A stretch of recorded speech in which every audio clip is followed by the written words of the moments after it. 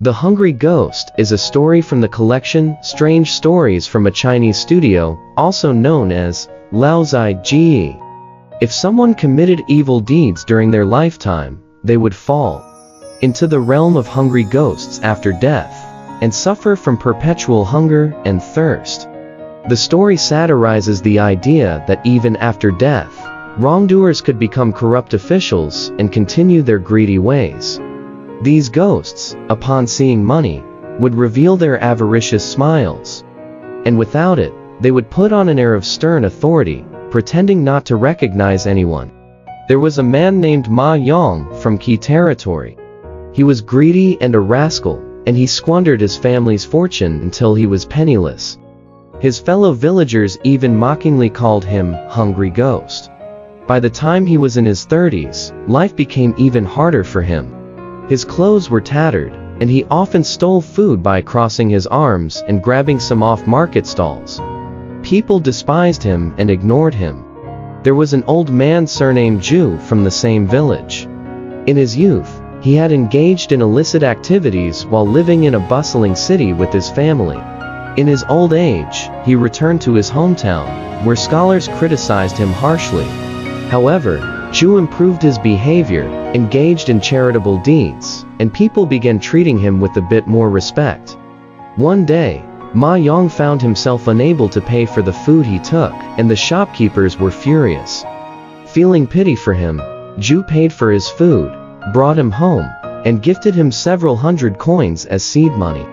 After taking the money, Ma Yong refused to find a legitimate occupation and lived off the funds. Soon, he squandered all the money again and returned to his old ways.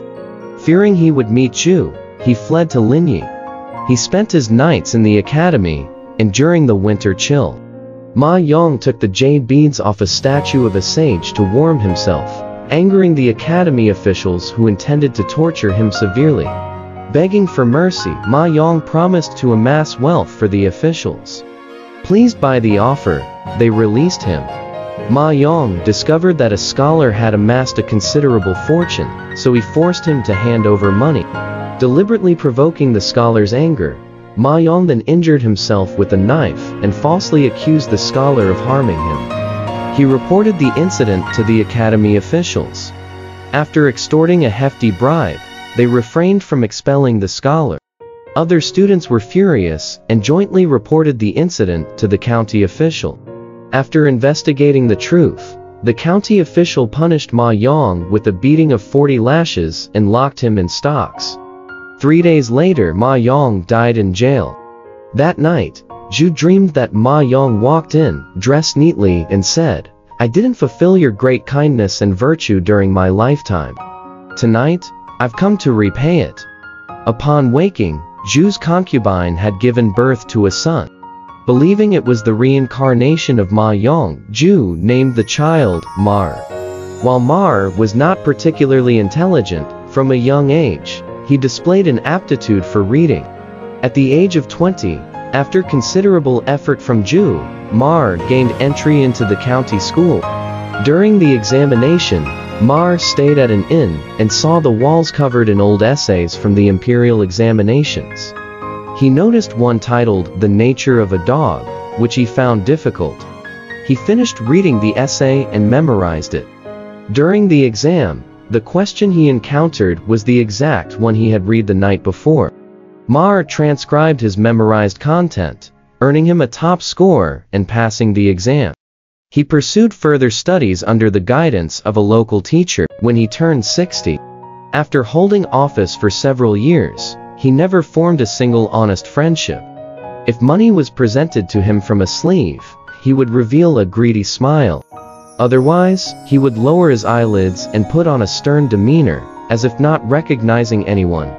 Occasionally, the county official would impose light penalties on students who made minor mistakes.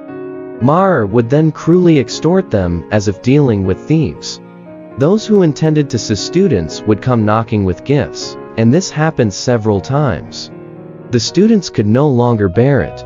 At almost 70 years old, Mar grew obese, deaf, and blind.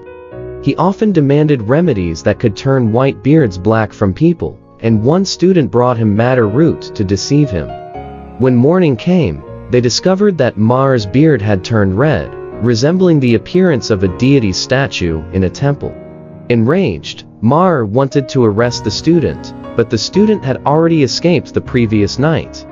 Due to this incident, Ma's hatred and resentment grew, and he died several months later. Alright, this story has come to an end. If you liked it, please give it a thumbs up. Thank you.